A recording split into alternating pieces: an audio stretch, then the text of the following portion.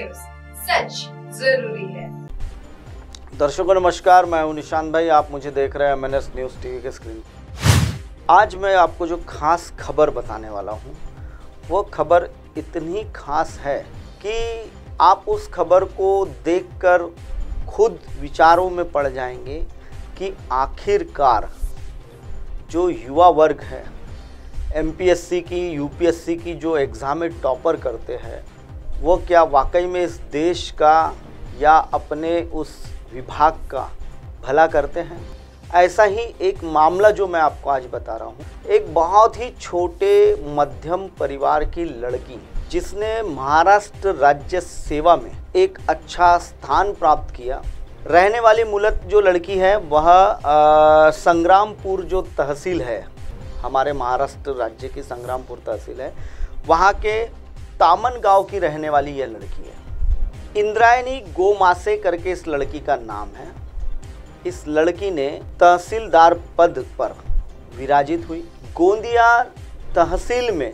अब आप सोच रहे होंगे कि लड़की ने काफ़ी अच्छे मार्क्स मारे, काफ़ी अच्छा उसने अपना कैरियर बनाया, लेकिन क्या वास्तविकता में यह जो कैरियर बनाते हैं बच्चे, वो सच में सेवा में, यानी जिस विभाग की सेवा का उन्हें मौका दिया जाता है, जनता की सेवा करना, इन सरकारी जो मुलाजिम होते हैं उनकी नैतिक जिम्मेदारी होती है।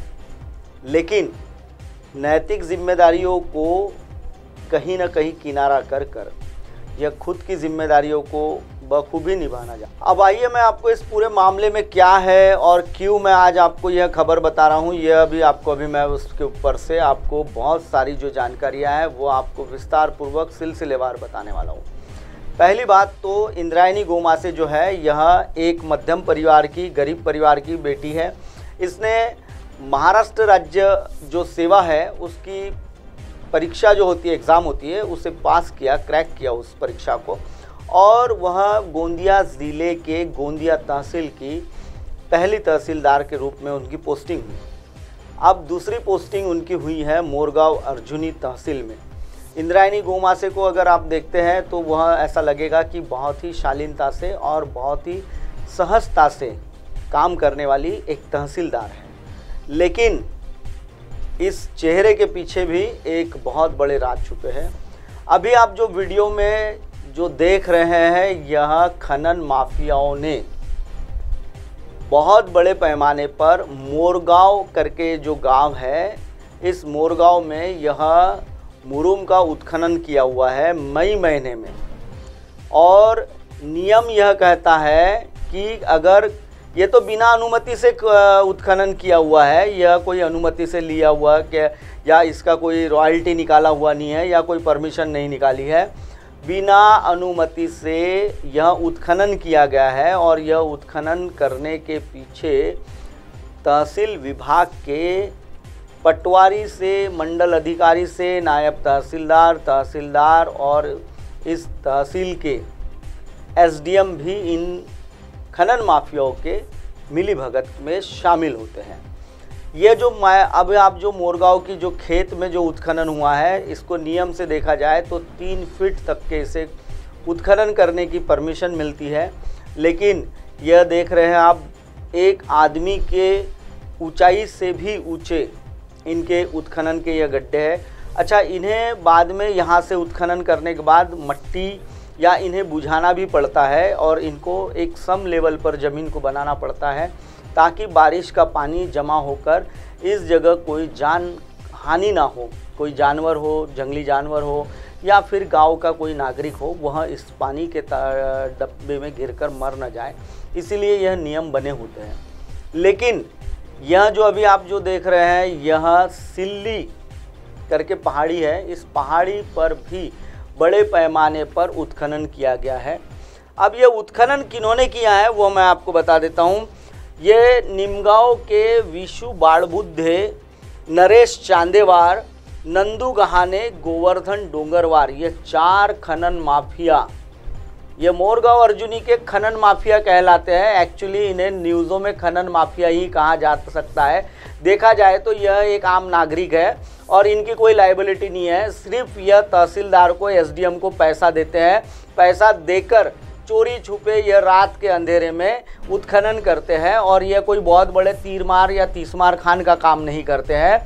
यह चोरियां करते हैं, सीधे तौर पर चोरियां करते हैं और इनका एक कारोबार ही है, क्योंकि इनके पास जेसीबी, ट्रैक्टर्स, जितनी भी मशीनरियाँ है, यह मशीनरियाँ किसी के भी भाड़े के काम पर जाती नहीं है।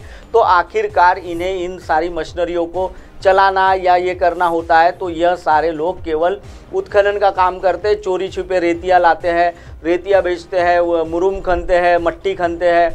कोई तालाब को, किसी के खेत को, यह वो किसान को जाकर बोलते हैं कि तुम्हारे खेत को हम समतल कर देंगे और वहाँ का बड़े पैमाने पर यह जो उत्खनन किया हुआ माल होता है वो दूसरे जगहों के जो लोग होते हैं, जैसा कि किसी का मकान बन रहा है, किसी का राइस मिल बन रहा है या किसी रास्ते के काम में साइड शोल्डर भरने हो, ऐसी जगहों पर ये बड़ा मुनाफा कमाकर उन्हें यह मटेरियल सप्लाई करते हैं। इसके अलावा इनका कोई बहुत बड़ा काम नहीं है।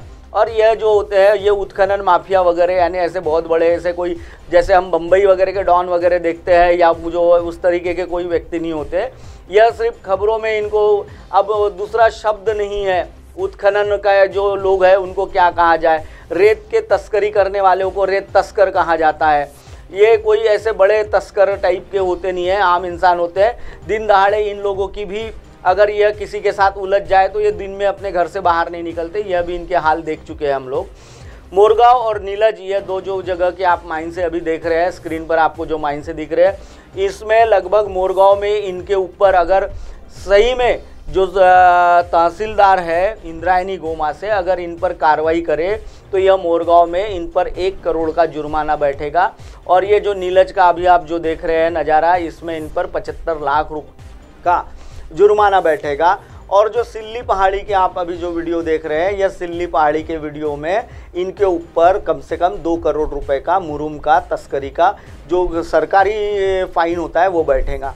लेकिन इंद्रायणी गोमा से जो है, यह इतने टॉपर स्टूडेंट रहने के बावजूद, एक मध्यम परिवार की लड़की होने के बावजूद, जब उसने अपने माँ बाप का नाम रोशन किया तो आज वह भी भ्रष्टाचार के मामलों में यानी अपनी नई इबारतें लिखने का काम कर रही है। और ऐसे भ्रष्ट अधिकारियों को तत्काल निलंबित कर देना चाहिए या निकासित कर देना चाहिए।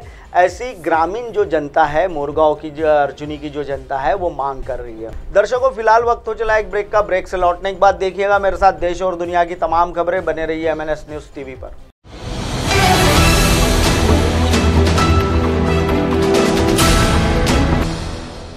ये है MNS न्यूज़ नेटवर्क और आप देख रहे हैं MNS न्यूज़।